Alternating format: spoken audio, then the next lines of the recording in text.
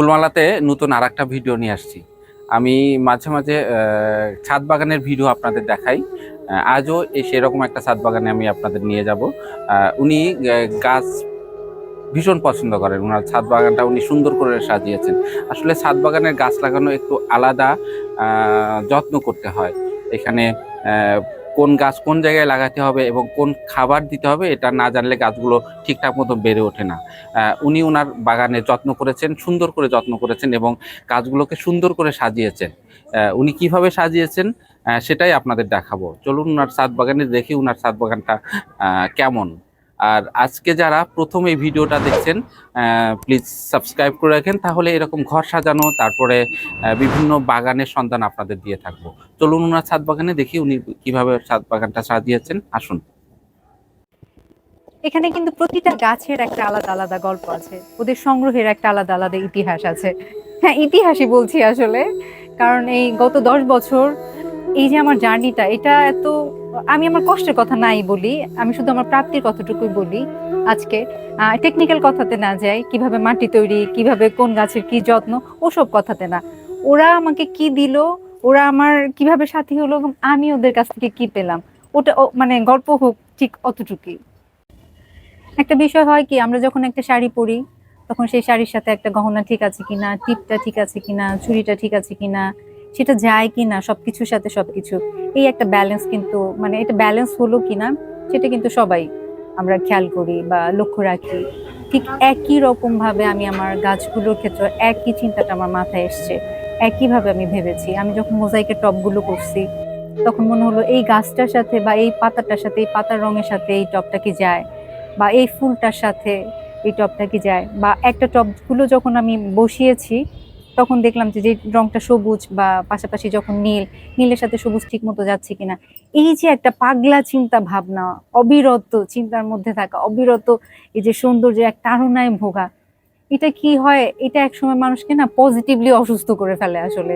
যে আপনি চাইলেও আর এই প্যাটার্নটা থেকে আর বের হতে পারবেন না। আপনি যেখানেই তাকাবেন না কেন, আপনি আর্ট, মানে আপনি আর্ট খুঁজবেন, ওই জায়গাটা কি বিলাসবহুল না, ওই জায়গাটা কি আর্টিস্টিক, এইটা আমার কাছে সবসময় মনে হয়। জায়গাটা কি আর্টিস্টিক, জিনিসটা কি আর্টিস্টিক, কথাটা, তাকানোটা, বসাটা, সবকিছু। আমি সবসময় ফোকাস করি হচ্ছে প্রেমে, সবসময় ফোকাস করি হচ্ছে ধ্যানে, সম্পর্ক, বাগান। বাগান তো আমার প্রেম, আমার সবচেয়ে, মানে কি বলবো, সবচেয়ে কাছের প্রেম যেটা, সেটা হচ্ছে বাগান। গাছগুলো হচ্ছে আমার সন্তানের মতো। আমার সন্তানরা যেমন আমার প্রেমের অংশ, ধ্যানের অংশ, ওরা আমার ভরসার জায়গা। তো ইন দ্য সেম ওয়ে আমার বাগানটাও কিন্তু আমার কাছে তাই একদম। এটা হচ্ছে অ্যাডেনিয়াম, এটাকে মরু গোলাপও বলে। তো এইটা হচ্ছে আমার বীজ থেকে করা চারা, মানে বীজ থেকে ছোট চারা, সেই চারা বড় হয়েছে। ওর বয়স আজকে প্রায় 9-10 বছর। তো এটা বীজ থেকে করা চারা। এগুলো হচ্ছে কেনা, ওদেরও অনেক বয়স, 10 বছর, সবই 10 বছর। আর এই প্লান্টার গুলো হচ্ছে হাতে করা, যেহেতু অ্যাডেনিয়াম থাকবে এরকম ফ্ল্যাট শেপে হলে ওদের গাছের শেপটা হচ্ছে ভালো হয়। আর এইরকম লম্বাটে টবের জন্য এটা মানে ইয়ে না, অ্যাপ্রোপ্রিয়েট না। তো এই হচ্ছে অ্যাডেনিয়াম কালেকশন। এখানে আছে কাটা মুকুট, ওরা শীতে ফুলে ফুলে একদম ভরিয়ে রাখে, বাগান সবুজ গ্রিন কালার করে রাখে। এটা হচ্ছে সিয়াম টিউলিপ। ওর যে মজার বিষয়, এখানে অপেক্ষার একটা জায়গা আছে, মানে সে 6 মাস থাকে মাটির নিচে, আর 6 মাসে এরকম ফুল ধরে থাকে। একটা ফুল যখন একটা গাছে ফোটে, সেই ফুলটা 2.5 থেকে 3 মাস পর্যন্ত তার স্থায়িত্ব। তো এর জন্য আমার কাছে এটা খুবই মজার, খুবই আনন্দের মনে হয় যে একটা ফুল সে ফুটলো এবং 2.5 থেকে 3 মাস পর্যন্ত সে আমাকে টানা আনন্দ দিয়ে যাচ্ছে। এটা তো বিশাল পাওয়া একটা গাছ থেকে। ও হচ্ছে সিয়াম টিউলিপ। এটা দেখতে অনেকটা দেশি সঠির মতো। এটা আরেকটা গাছ, সিয়াম টিউলিপের আরেকটা গাছ আছে। এগুলো হচ্ছে সাকুলেন্ট। এখন বাগানীদের কাছে খুবই পরিচিত একটা গাছ এবং জনপ্রিয়। একসময় এত পরিচিত ছিল না, জনপ্রিয় ছিল না। তো এটা শীতের দেশের গাছ। এখন ওরা হচ্ছে আমাদের গরমের দেশের গাছই হয়ে গিয়েছে আসলে। শীত প্রধান দেশের গাছ হলেও ওরা এখন আমাদের আমাদের বলতে পারি আমরা ওদেরকে। যা করে আছে আমার কাছে ভালোই আছে, সার্ভাইভ করছে। আমি ওদেরকে ভালোবাসি, ভালোবাসা পাচ্ছি। এটা হচ্ছে আমার এক্সোটিক কর্নার। ওরা হচ্ছে আমার অতিথি, তাই এদেরকে আমার পরম যত্নে রাখতে হবে। ওদের জন্য একটা শেড দিয়েছি, এই যে এটা খেয়াল করবেন, এটা অনেক বড় হয়ে গিয়েছে। এটা একটা অ্যানথুরিয়াম। তারপর আরো অনেক গাছ আছে টুকটাক, আপনি ভেতরে আসলে দেখতে পারবেন। প্রতিটা গাছ হচ্ছে এখানে পাতার সৌন্দর্য, প্রতিটা পাতা আলাদা আলাদা, প্রতিটা পাতার আলাদা আলাদা গল্প আছে, আলাদা আলাদা স্নিগ্ধতা, আলাদা আলাদা সৌন্দর্য আছে। আর এগুলো হচ্ছে বনসাই। বনসাই আরো অনেক ছিল, প্রচুর গিফটে চলে গেছে বনসাই, কারণ আমার রাখার জায়গা ছিল না। তো সব গিফট টিফট করে হচ্ছে এই 4টা বনসাই আমার কাছে বেঁচে গিয়েছে। এগুলো ন্যাচারাল বনসাই, আসলে আমি ওদেরকে ফোর্স করি নাই, ওরা ওদের মতো বাড়ছে, আমি ইয়ারলি হচ্ছে একটু ছেটে দিয়েছি, দ্যাটস ইট। তো এগুলো ফোর্স নাই এখানে কোনো, এটা ন্যাচারালি যা হয়েছে, যেমন শেপ পেয়েছে ওইরকমই। আমি যদি আপনাকে বলি যে ছাদ আমার একার আশ্রয়, তাহলে এটা খুব ভুল কথা বলা হবে। আমার যারা যারা আত্মীয় পরিজন বন্ধুরা স্পেশালি সবার আশ্রয় আমার ছাদ। আমার এই বাড়িটা স্পেশালি, বাড়ি এবং ছাদ দুটোকেই ওরা তাদের নিজেদের মনে করে। কোথাও গিয়ে মনে হয় যে ওইটা আমার, ওইটা আমাদের। এই যে একটা জায়গায় পৌঁছাতে কিন্তু আমার একটা লম্বা একটা জার্নি পার করতে হয়েছে। আর আরেকটা মজার বিষয় হচ্ছে, আমার ছাদে পূর্ণিমার মধ্যে খুব ভালো একটা আড্ডা হয় বন্ধু বান্ধবদের নিয়ে। আমরা শুয়ে শুয়ে এই যে এই জায়গাটায়, খোলা জায়গাটায় শুয়ে শুয়ে আমরা হচ্ছে চাঁদ দেখি। এবং তখন প্রথম রিয়েলাইজ করলাম যে চাঁদ দেখতে হলে শুয়ে শুয়ে চাঁদ দেখতে হবে, হেঁটে হেঁটে চাঁদ দেখা যাবে না। হেঁটে হেঁটে চাঁদ দেখলে তো চাঁদ আকাশে থাকে, উপরে থাকে। তো চাঁদ দেখতে হবে একদম চিত হয়ে শুয়ে শুয়ে। আমার আমার মতো করে আমার বাচ্চাদের কিন্তু আমার ছাদ খুব পছন্দ। ওরা ছোটবেলা, এখন না, ছোটবেলা আমার সাথে কাজ করতো, মাটি নাড়তো, খেলতো। খুব খুব সুন্দর সময় আমরা পার করেছি ছাদে।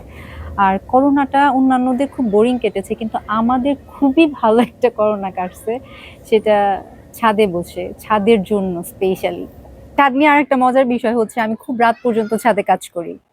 কাজ করতে ভাল লাগে। এই টাইম ডিউরেশনটা হচ্ছে প্রায় 8 ঘন্টা 10 ঘন্টা এমনও হয়। তো আলটিমেটলি আমাকে নিচে সবাই বলে পাগল। তো আমি যখন নামি ছাদ থেকে, তো তখন হচ্ছে আমার হাজবেন্ড মানে ওয়াসিম আমাকে বলে, নিশ্চয়ই তুমি জিনে ধরা এখন ঠিক এই মুহূর্তে। আমাকে কিন্তু মাঝে মাঝে চূড়া টুরা করে ফুও দিয়ে দেয়, যে জিন টিনের যদি কোনো আসর থাকে তাহলে যেন সেটা কেটে যায়। মানে এরকম চলমান।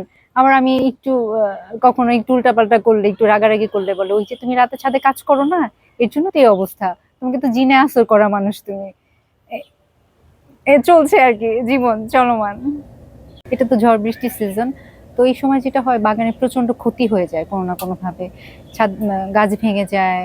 তো অনেক পুরনো একটা গাছ, যেটা বয়স হতো 8 বছর 10 বছর, সেই গাছটা আমি এসে দেখলাম, ঝড় শেষ করে যখন ছাদে আসলাম, কি হলো না হলো এটা দেখতে এসে দেখলাম যে সেই গাছ ভেঙে 2 টুকরো হয়ে গেছে। তো এইগুলো একটা কষ্টের কারণ হয়ে দাঁড়ায়, আবার নতুন করে শুরু করা। মানে বাগানের যে জার্নিটা, এটা হচ্ছে আমার কি বলবো, একটা কিছু ভেঙে যাওয়া এবং একদম ভেঙে যাওয়ার পরে আবার নতুন করে কিভাবে শুরু করতে হয়, ওই একটা জার্নি। তো এতে করে যেটা হয় যে ওই জীবন সংগ্রামের একটা বিষয় সবসময় থাকে, ফাইট করা, পিছিয়ে না যাওয়া কোনো কিছুতে। আবার জীবন চলমান, যাই ঘটুক না কেন, যাই আসুক না কেন, এটাকে টেনে নিয়ে যেতে হবে, চালিয়ে নিয়ে যেতে হবে। আর সবার প্রতি যেটা এখন মানুষ করেও, ছাদ বাগান, সবাই ছাদ বাগান করছে।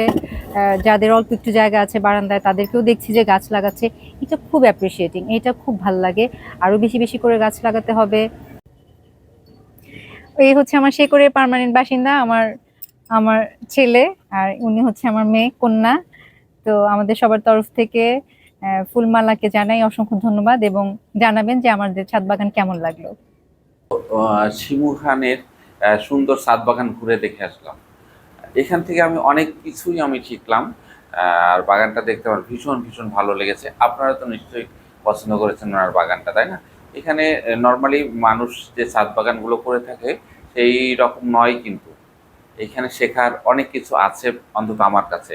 উনি যে টবগুলো করেছে না, এগুলো ভীষণ সুন্দর, আমার ভীষণ ভালো লেগেছে। আসলে শুধু গাছই তো না, যেমন একটা মানুষ তার হেয়ার স্টাইল, তারপরে পোশাক আশাক সব কিছু মিলিয়ে তার সৌন্দর্য।